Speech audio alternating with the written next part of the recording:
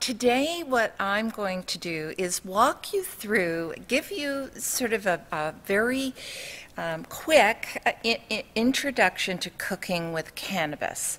So if you have a question that's related to whatever's on the screen or to advance the talk forward, we'll take it right during the presentation. If you have other questions about health issues, then we have Ryan Krischek with us. Do you want to stand up, Ryan? He's right here. He's from Green Relief, so he's going to answer any specific medical questions that you have. So we're going to try and leave about 10 or 15 minutes at the end of the presentation, but we need to be out of here by 11:30. So I'm going to be going pretty quickly.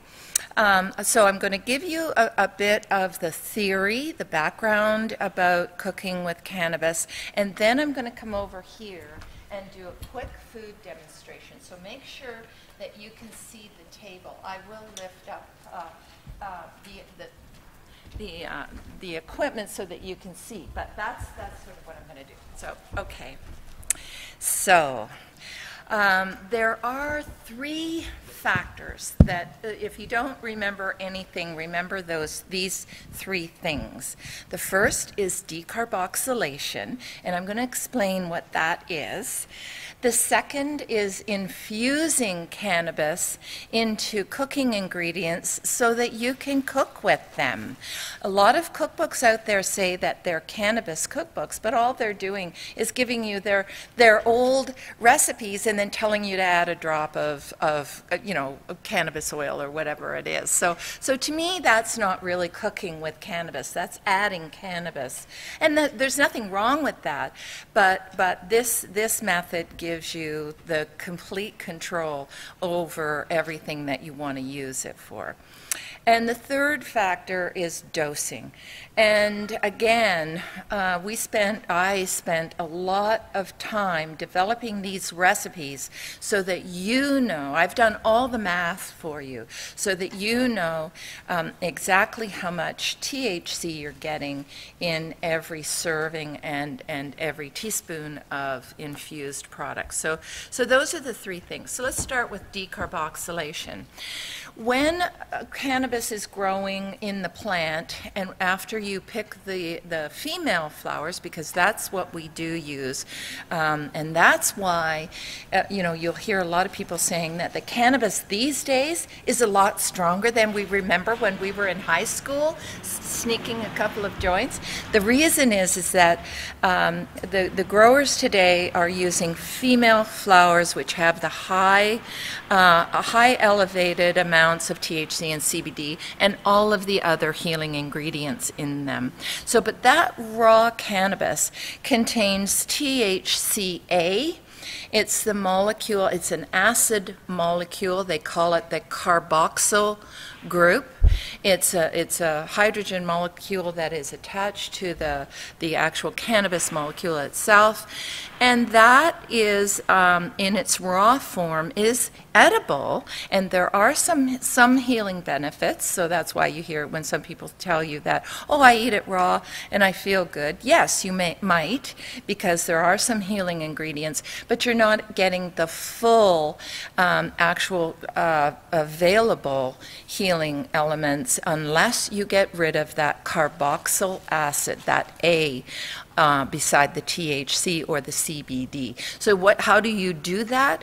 You do that, you burn off that carboxyl acid in the raw cannabis by heating it. So that's what people are doing when they're smoking. They're actually decarboxylating the raw cannabis. So, but we're not smoking, we're wanting to if you're wanting to heal, why would you want to smoke something? So you want to have your cannabis a different way. So the easiest way to decarboxylate and get rid of, burn off that acid in the molecule is to use the oven. The other way is to use a piece of equipment that I have invested in. I don't have anything to do with the company, but because I'm working with my husband who has severe pain, chronic pain issues, I'm making these joint bites for him almost on a weekly basis. So I'm decarboxylating a lot, and I find that this is a great little unit. You just plug it in, and you fill up the cylinder with the cannabis, the amount that you're using, and I recommend, and I'll talk a bit more about this as well, a ½ ounce at a time. Pop it into the cylinder, plug it in, and it will do the work for you. You don't need an oven. You can do it this way. It's really nice on the counter, and I'm going to pass this around just so in case you wanted the information, you can have a look at it. And again, I'm not pushing that device. I'm just telling you if you're going to be decarboxylating a lot, you might want to look at that. But in the oven, the temperature is 240 degrees Fahrenheit. And you can see this, my own oven, my cookie sheet. I usually use a piece of parchment paper. And everybody's different. You're going to find lots of conflicting information.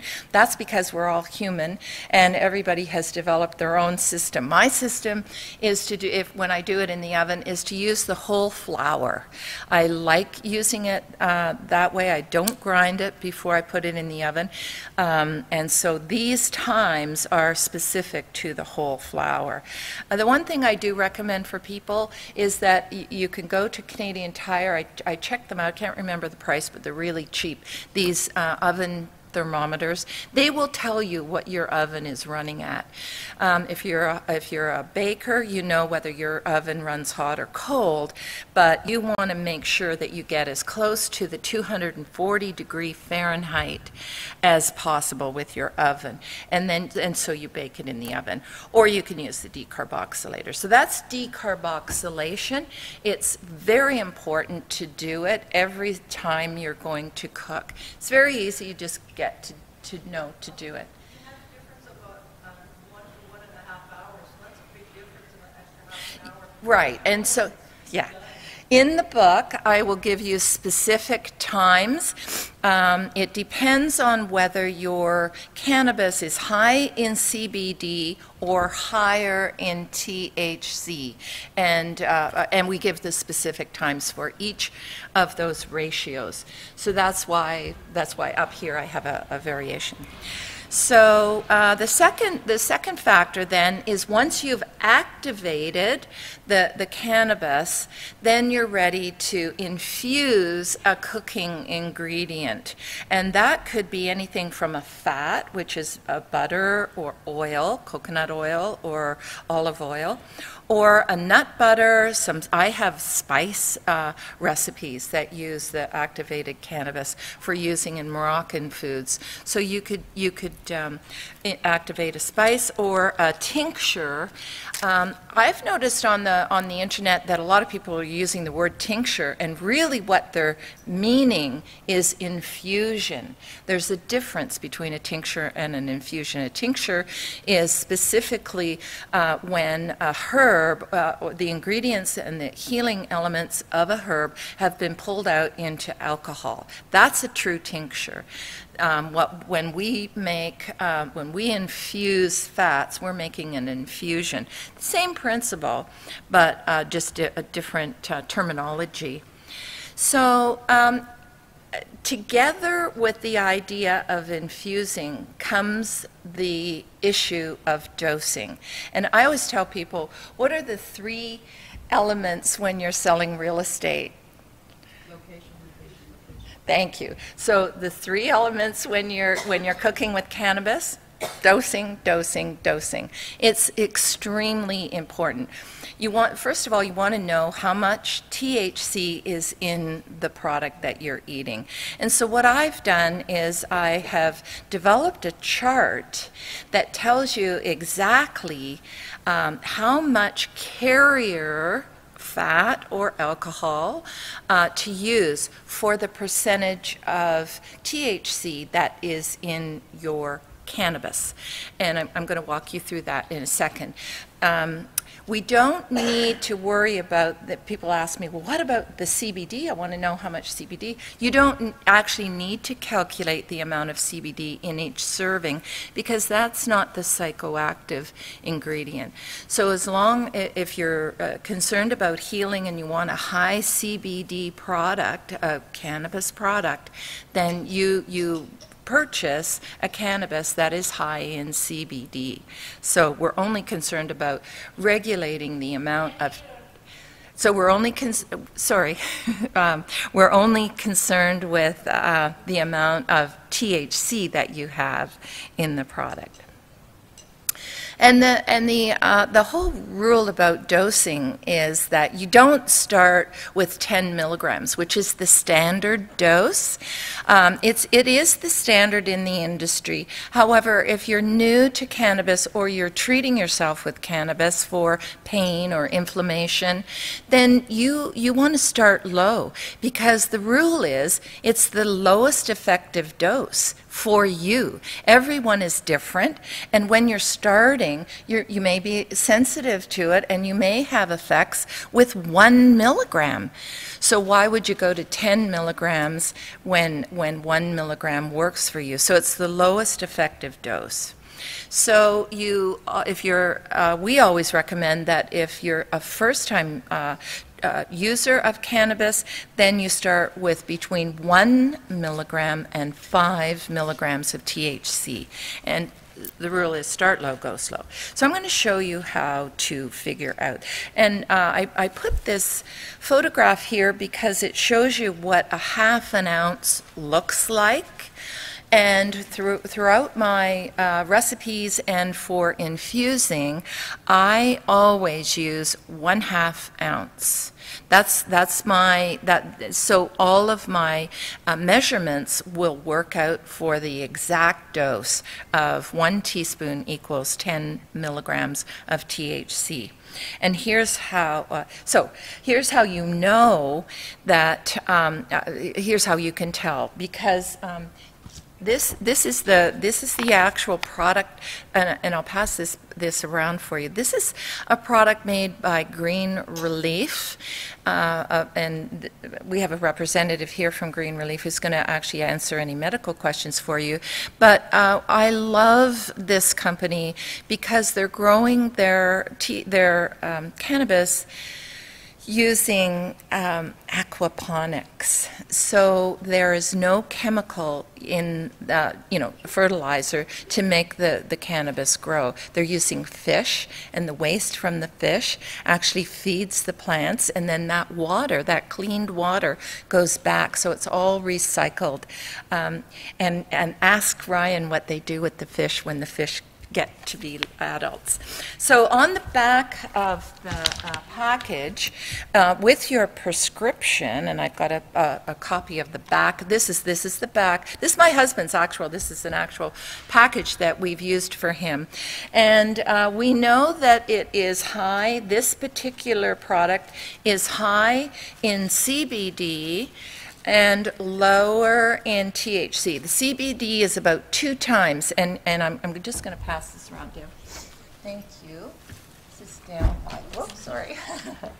But on the back, right there, it tells you that there is 6.31% of THC in that strain of cannabis. It also tells us, I think, Dale, if you look there, I think it's an indica strain. Yeah, Ryan's nodding his head. Yeah, and we chose indica, and we talk about this again in the book. I'm not going to go into it too much today, but originally when cannabis was growing up, maybe 2,000 years ago, there were 3 strains of cannabis, and 3 varieties, and one was a sativa, one was an indica, and one was a ruderalis, which has almost completely disappeared. So we're left with sort of sativa and indica, but as I understand it, unless we went to the wilds of Asia, we likely wouldn't get a pure sativa cannabis or a pure indica cannabis anymore, even though experts still talk about sativa versus indica. Those strains have crossbred, but what we get is a cannabis that is either more indica-like or more sativa-like. So that then we call them sativa or indicas, but they're not pure. So anyway, this low-tide product is an indica product, which means that it affects the body. It has more an effect on the body. When you're treating pain, like I'm treating my husband, we wanted an indica strain for him, for that pain. And so for each condition, we have 8 conditions that we talk about in the book. We'll tell you which strain, whether to use a sativa strain or an indica strain, and then what the ratio of THC to CBD is that you want to treat that condition that you're treating.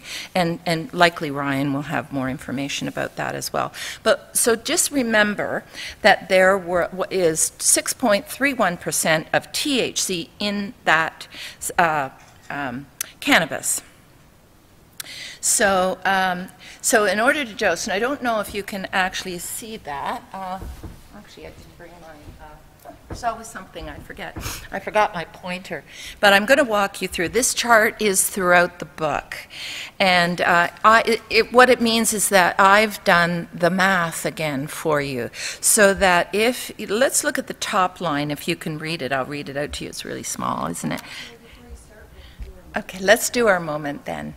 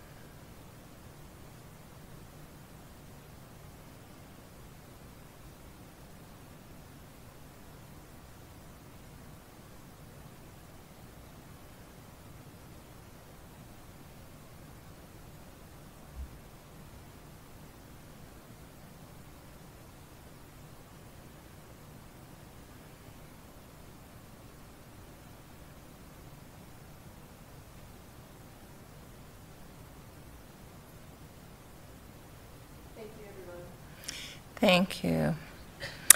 So we were talking about dosing, and this chart tells you how much carrier ingredient to use for the percentage of THC that you have in your cannabis.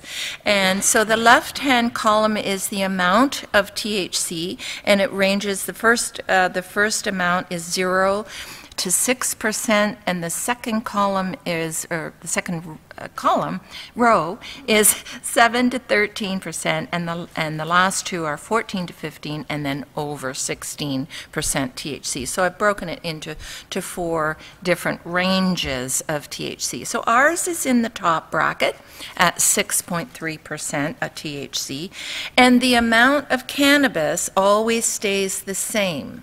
It always stays at 1/2 ounce. That's how much you decarboxylated. That's how much you're going to infuse in your carrier oil.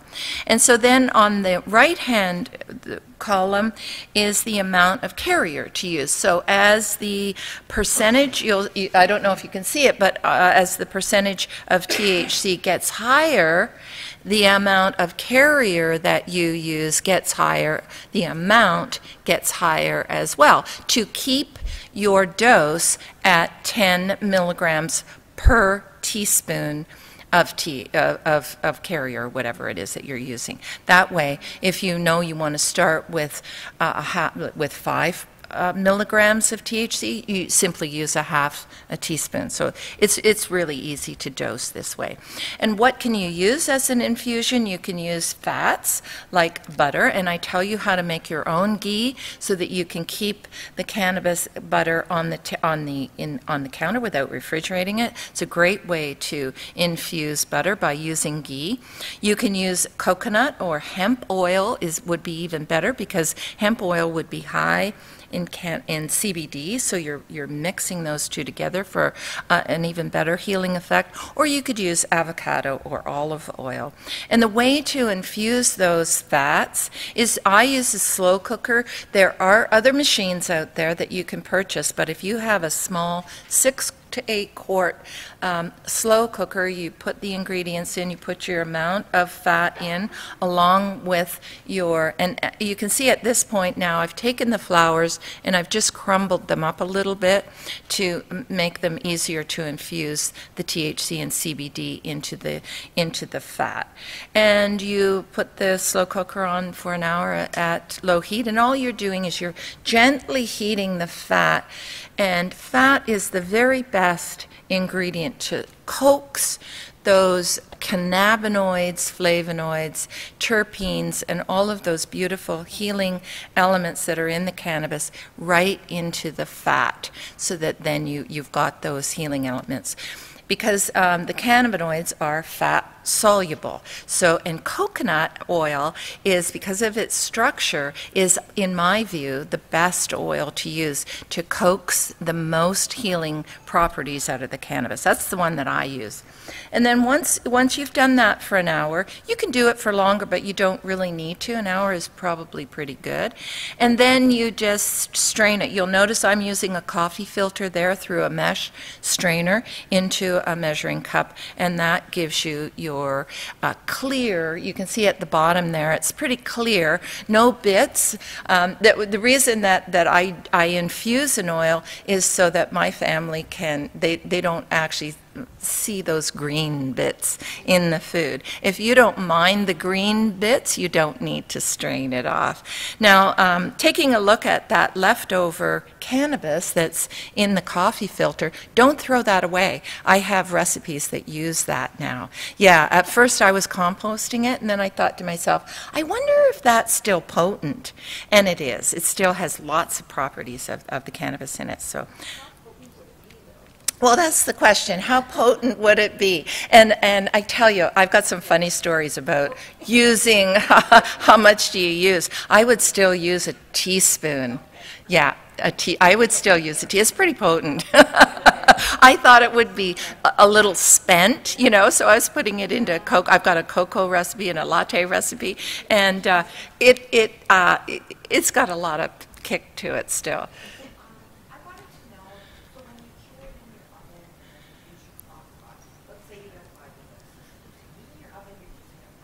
Yeah. Oh, so the question is how much odor? A lot of odor.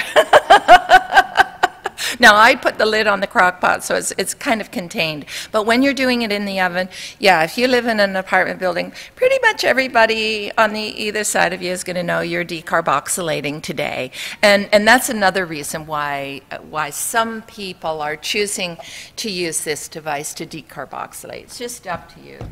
Yep, question? I can't hear you, sorry.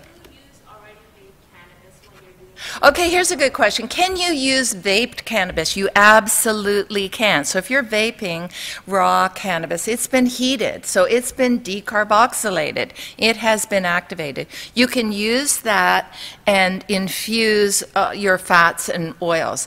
Now, I haven't tested it, so I don't know, the dosage and the potency, but I would start from what I tell you. So if I tell you to use, if you've got a half an ounce of it, of the vaped cannabis, then follow my chart for the first time. And if it isn't strong enough, then you know, okay, I need to double, you know, because I haven't done any testing with a vaped product, but this is what the fats look like.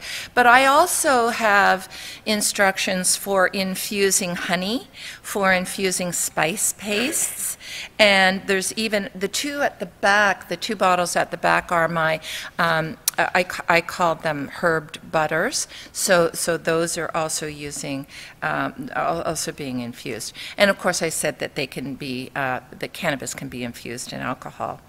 And in a nut butter. And I'm going to be working with a nut butter today in my joint relief bites.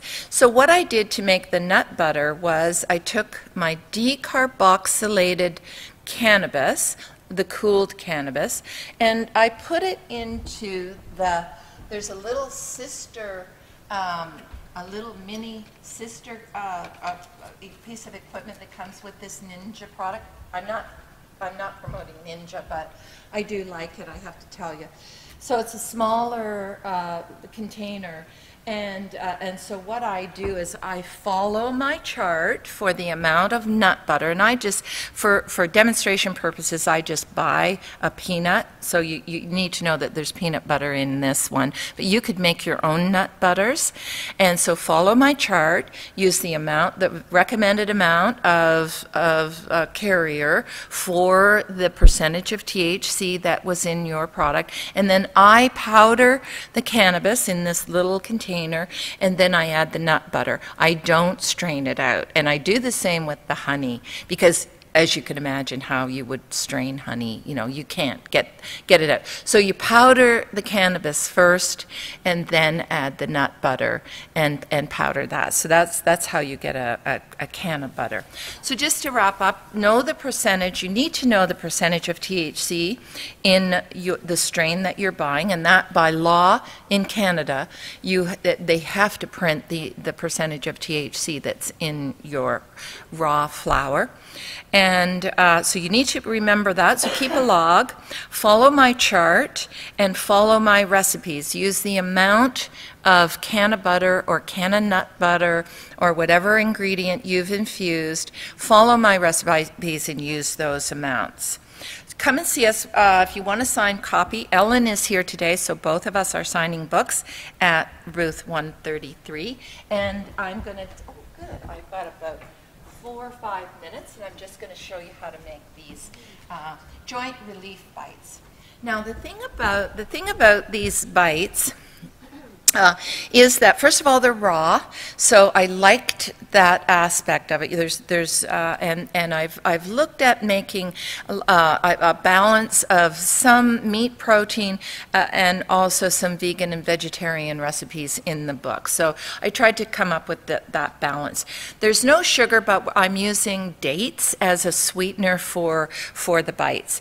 But you'll notice this recipe falls under the inflammation chapter of the book, and you'll notice that, and in the actual title, the tagline of the book is, you know, exploring the synergy of power herbs.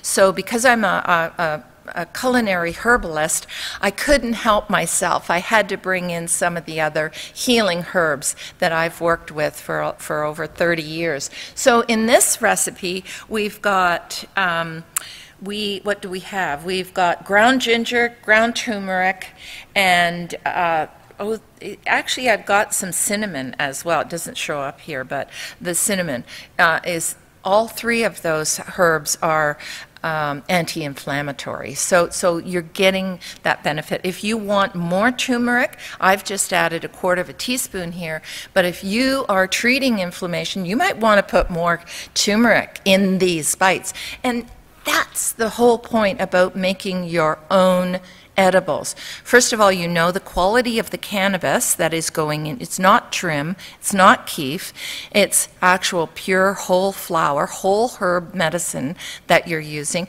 You know the quality of the other ingredients that you're using. They could be organic if that's the way you want to go. So that's the whole point of making your own edibles. So I'm just going to, actually, I hope you can hear me. I'm just going to quickly make these bites, and then we're going to pass around some bites that I made earlier. The bites that I made earlier were frozen, so they've oxidized. They're a little darker than the fresh ones will be, but they've been frozen, and that's the reason. So let's see, let's start. So I have, and for this recipe, because not everyone might be using this this Ninja product. I tell you to shred the carrot, but I actually have used a whole carrot, just kind of roughly chopped it into here, and it will chop up on its own. But I do tell people to shred the carrot. So there's 1 carrot. There is 2/3 of a cup of whole flaked oats, you know, the old-fashioned oats. Oh, this is great. Thank you. And 1/2 a cup. Now, I've already chopped the dates. They're pretty hard still, though, so it's gonna be a challenge. Let's see how this machine will handle. I have chopped them, but they're pretty glommed up. They've I actually broke one of my food processors chopping dates once. It's even difficult in the Vitamix. It is difficult, yeah, in the Vitamix as well. So when I chopped these dates, I think about a week ago. So that's why and I kept them in the fridge, obviously, but they're that's why they're a little hard. 1/2 a cup, and I'm using cranberries here, but you could use any. You could use apricots. You could use dried cherries in this. And I'm using 1/2 a cup of walnuts, but again, you could use almonds. You could use cashews, whatever, hemp seeds. And I'm just going to quickly buzz this up. So let's see. Always works when it's empty, and then when I get it loaded, it doesn't work. I know it's just the lid. It's just the lid here. There we go. All right.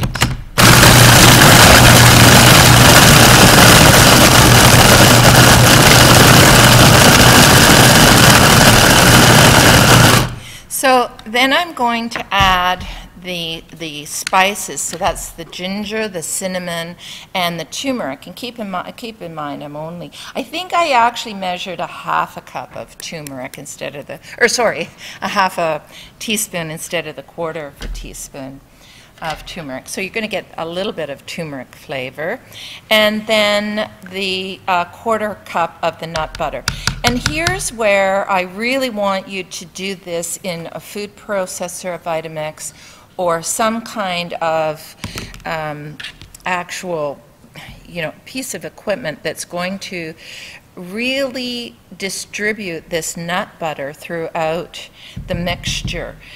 This is a concern with people. So, I mean, because you don't want, you want that cannabis to be evenly distributed. If you do it by hand, you may not get that. So all of my recipes tell you to use a blender or a food processor or whatever.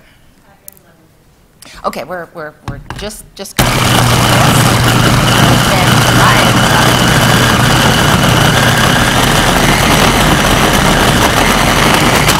So that's it.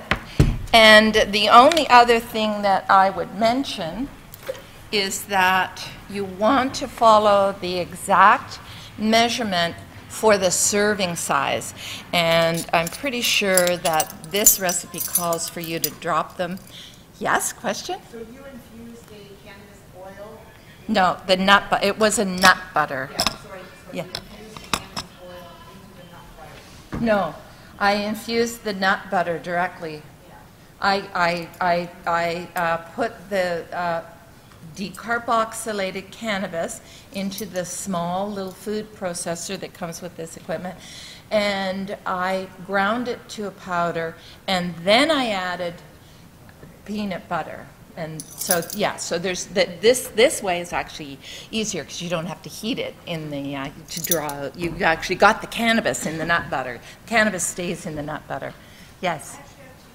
Two questions. Does the taste or smell of the cannabis cross-contaminate the equipment? Like, do you need to have a dedicated Good point. Did everybody hear that? So the smell and the flavor actually is so strong. Those resins, have you ever looked at the leaf of a cannabis flower, or not the leaf, but the surface of the cannabis flower? It's filled with all these beautiful resins and little bubbles that contain the wonderful healing ingredients, like any herb. And that's why I use it, because I look at it as a healing herb. So, okay, so then all you do is that you drop this by the tablespoon, and you can judge if it looks too dry. You can add a couple of drops of juice. So you could use apple juice, or I tell you to use pomegranate juice. But then you just drop them by the tablespoon onto a cookie sheet, and you can freeze these, or you can keep them in the refrigerator for a week or so. But I do give freezing instructions with these kinds of things. And I think I say one makes 22 bites, and 2 bites give you a dose. So you're getting 5 mils in 1 bite, and if you want to take 2. We're going to pass them around. These are ex-cannabis today. Sorry. So, but you will get a chance to at least taste the flavor of them. I'm going to try your extra turmeric one. Oh, okay, sure. Yeah, here. So I'm going to turn this over to Ryan, because we've got 10 minutes, Ryan. So I would suggest that if you have questions for anything about a medical condition, Ryan's here. You've got him. Use him. Absolutely, and actually, if I can, just before we go ahead with that, one to the question that was just asked about having separate equipment in the kitchen. If you're talking about something like silicones and plastics, the cannabis can sort of stain that and potentially, depending on how long it's been in that equipment, pass on some flavor to it as well. However, the crock pot that you might have seen up on the screen before, I've got one that I use for making my cannabis infusions, and I also use it for my pot roasts and my stews and my turkey neck gravies and things like that, and there is no transference. So when you're using something like a plastic that could potentially leach that scent or that flavor, you might want to have dedicated equipment, but at the end of the day, for me, it wouldn't make a difference if I was using that same spatula for cannabis or not. Even if there was a bit of flavor there, I'm okay with that. So, but I mean, if you have kids or grandkids or someone else that you don't want accessing that, not a big deal. I'd say anything with silicone or plastic, definitely have a separate version of for cannabis. So. Oh, that's great. That's really nice. Thank you. No, absolutely. And so at Green Relief, what we do, Pat had mentioned before, is we grow all of our cannabis aquaponically. And that means that we have a tank with fish, and of course these are organic fish. They're fed organic food, and they produce organic waste. That organic waste goes into another couple of tanks that is then converted into fertilizer and solid waste. The solid waste currently just gets dumped out back, and grass grows from it. By the time we've hit our 3rd expansion, so in about 2 years from now, we'll be able to repurpose that waste and put it back into the system, and we should be about 99.9% water efficient. There should be no water loss from our system. Everything that goes into it basically stays in it, and aside from the odd cup or two here or there that will have to fill up for multiple millions of gallons of water sort of idea, very, very efficient. Now, one thing too that Pat had said, when the fish come out of the system, they're actually donated to Second Harvest. So they're organically raised tilapia. They eventually exactly get too big for our system, and they have to go on to the next part of their life. And that, of course, Second Harvest comes every month, picks up a shipment of fish from us, and takes it off to the greater Hamilton area and helps feed the hungry or the people who can definitely use it. So of course I'm here today. Usually I'll do a little bit more talking first, but we're a little short on time, so I'll just open the floor up to anybody here. If you have any medical cannabis related questions, please feel free. There are no bad questions. I'm happy to sort of address them. Yes? Why would somebody get sick from eating just a little bite of cannabis? Okay, so the question was, why would someone feel sick potentially from eating even a small amount of edibles? So this goes back into the three big rules, of course: dose, dose, and dose, or dosing, dosing, and dosing. Everyone is different. I personally can tolerate a massive quantity of edible cannabis. I have a very high tolerance. I've been using it medically for a very long time. My mother, if she were to use the tiniest little amount, will be over the moon and, you know, don't even bother trying to have an intelligent conversation until tomorrow after she slept it off, because she's not here right now. And so everyone's going to vary, but the very important thing is, of course, that you start with an incredibly small dose at first. And if you feel nothing the first day, that's fine. You felt nothing yesterday, you haven't lost anything. Tomorrow you're going to increase that dose, the next day increase it, the next day increase it again, until, of course, you start to feel the effects. You're looking for your lowest effective dose. If you can get away with a 0.1 milligram and this solves your problems, why use a 0.2? The 0.2 might work for you, sure, just as well as a 0.1, but now you've just doubled your costs. You're increasing your tolerance needlessly. So what we want to do is get you to your lowest, of course, effective dose, keep you there as long as possible, and as you need to adjust that dose, you can do so. Now, another big thing, especially with the recreational market being legal now, basically, if you want to start off using cannabis, say for the first time you're naive to cannabis, you should be starting with something either purely CBD dominant or something that has much more CBD by 2, 3, 4, 5 parts versus the THC. Now, it's not true to say that CBD is the antidote, as you might hear, to THC or to getting high. That's not quite the case scientifically, but in layman's terms, it definitely helps to tame the psychoactive effects and make the high of THC much more tolerable. So let's say this is your first time using cannabis. I'd say try something with CBD and very little to no THC, 1% or less, and you probably won't even get high at all. Likely you're not going to feel much, if anything. So the next time that you go to do it, go to something that has 5 or 4 times the amount of CBD to THC. You're going to get the effects of that THC, but they'll be heavily buffered. And as you go on, you decrease that CBD, maybe a 1 to 2, a 1 to 1, and now you might get something that just has THC, but 10%, 8%, 6%, 13%, something very low on the spectrum. And again, dosing, 1 puff. Or, of course, if we're using a vaporizer, which is better for your lungs, vaporize. Or if we're using edible cannabis, 1 milligram, 2 milligrams of THC, see what happens. And then if that's not enough, you know, 5 minutes later, you have a second puff. Or maybe next time, you know, with my edible dosage, I'm going to double it. And that basically will prevent you from having a negative experience with cannabis. Yes? But I was just talking about the effects. So I'm using CBD oil.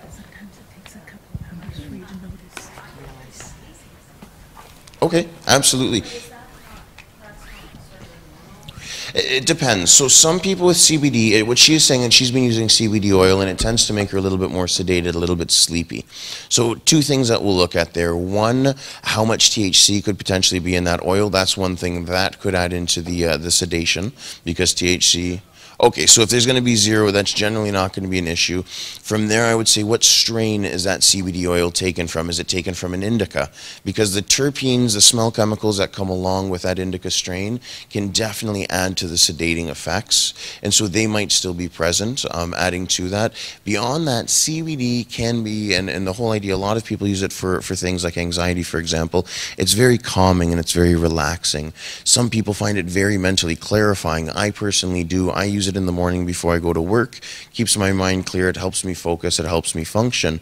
Other people, though, my mother specifically being somebody, she's got a very low tolerance for cannabinoids. She's very sensitive. 1 glass of wine, she's having a great night. 2, and she's drunk. 3, and oh boy, she's having a terrible night all of a sudden. So it's sort of, you know, that extreme with her. The same thing with CBD. She was using that in the afternoon and found that, you know, by about 6 or 7 o'clock at night, she was, you know, sort of passing out and falling asleep. Not something that I would say is common with CBD use, but definitely something that I have heard reported. So what I would suggest is we'll look at maybe finding a CBD source that's coming from a sativa plant. So maybe it'll be a little bit more uplifting and energizing. Exactly, potentially so. No, that's where I would start looking into it. And of course, everyone's going to be different. Nobody in this room here will take cannabis and feel the same. We might all get high. We might all giggle a little bit. We might all have similar effects, but everyone will be different, of course. Yes?